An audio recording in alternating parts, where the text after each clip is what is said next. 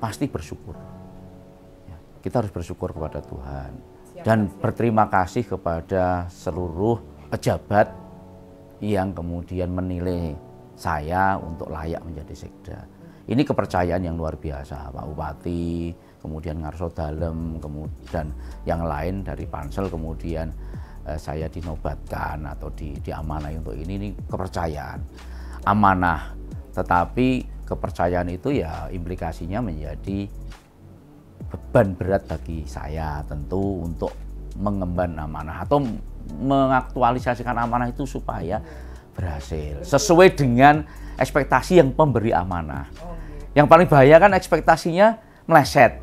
Ekspektasinya Pak Bupati katakanlah yang memberikan SK melantik saya, Pak Agus itu tak lantik sesuk bakale saya dibantu iso akselerasi iku Bupati tercapai cepat visi misi dilalai meleot. Lah itu kan berarti nggak tercapai, ekspektasinya tidak sesuai.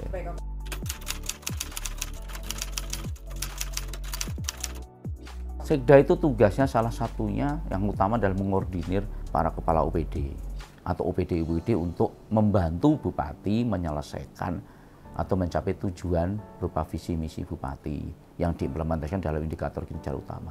Itu beban tugas kita adalah mengkoordinir mereka supaya nggak keluar jalur, on the track.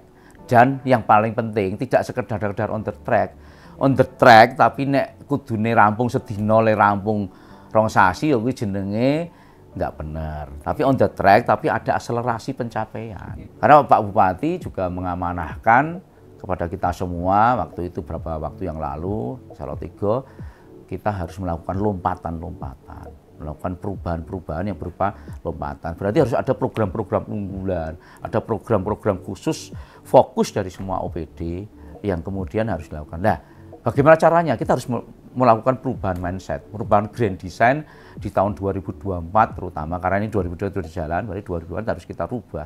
Strategi kita mau apa? Harus fokus pada masing-masing OPD yang harus diselesaikan menjadi prioritas utamanya.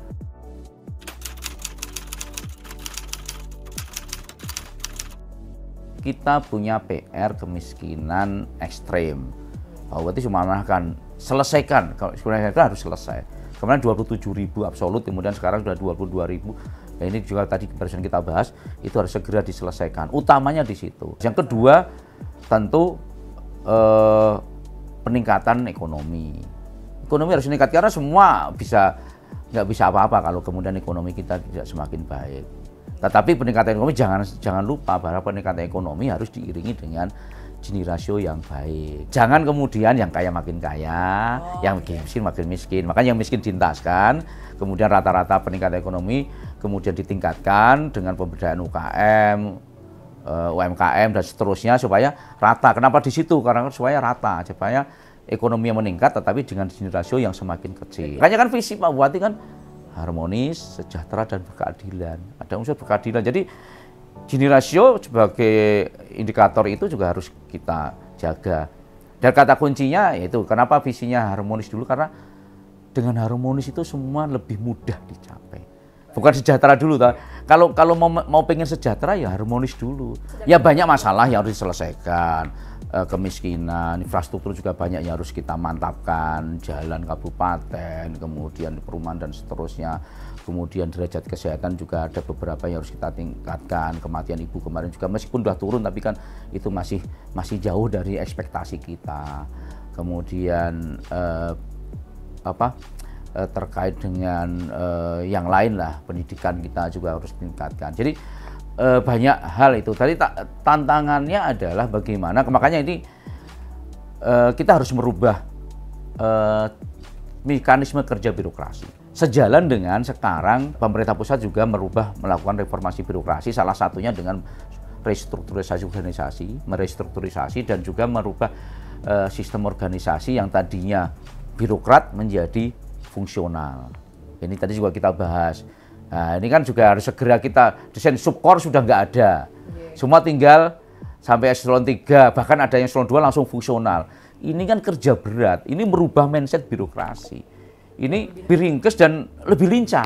Makanya ini baru kita bikin internet. Gesit, mitayani, dan juga merantasi. Itu yang harus kita rubah, Mas. Jadi kita nggak terkotak-kotak lagi dalam satu kotak birokrasi, dalam suatu struktur yang ini, tapi mana yang potensi ini kita harus selesaikan bersama-sama dalam teamwork yang sesuai.